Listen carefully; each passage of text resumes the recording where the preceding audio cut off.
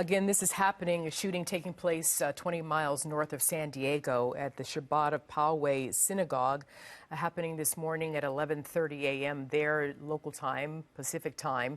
And Ted, how much time do authorities, first responders, have in questioning this man that they have in custody, who may or may not be related to this shooting? How much time do they have to get as much information out of him before an attorney shows up? Well, as much time as is they're in the investigatory stages, so they can question him in the investigatory stages. Quite naturally, when he actually becomes a direct suspect, at that stage, his constitutional rights may kick in, and they will certainly advise him of his rights. And they will also advise him that he has the right to remain silent, that he does not have to say anything. But you find, and I found sort of like even at the Tree of Life in Pittsburgh, that these people who carry out these shootings like this, they always, not always, but for the most part, they want to say something. And so what they're trying to do is to try to determine, again, if this person is acting alone, who he is, what was his motive. They want to try to find out where he lived. They want to try to immediately move in those directions to try to find out as much as they can. They are putting together what I define as a footprint. And that footprint is where they are going backwards from the time of the shooting to try to find out what was the motive, what was the person's involvement, what others involved.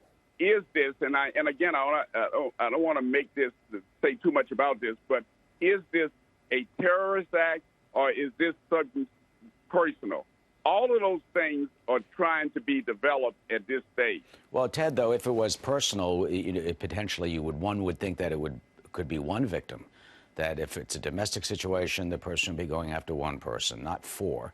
And there are reports, local media in San Diego, that multiple people shot, 4 transported to the hospitals. Does that then give you any indication in that way that it may not be a domestic? Well, and sadly, what we tragically in this country have grown to expect and have suffered so many times, too many mass shootings. Well, you're right, Eric. And, I've been on with both of you all, and we've covered numerous shootings that were not personal and that people were just soft targets and targeted.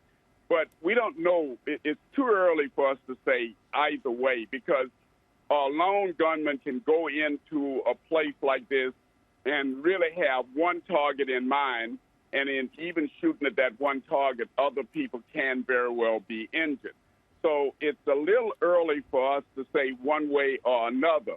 But it is concerning to me, based upon what you and I and Othel have gone through over the years in covering these shootings, that there may very well be just a soft target and someone took advantage of a soft target. And I say that simply to say because we are dealing here with a synagogue where there are multiple individuals there, and they were, as we know, they were dealing with Passover at the time.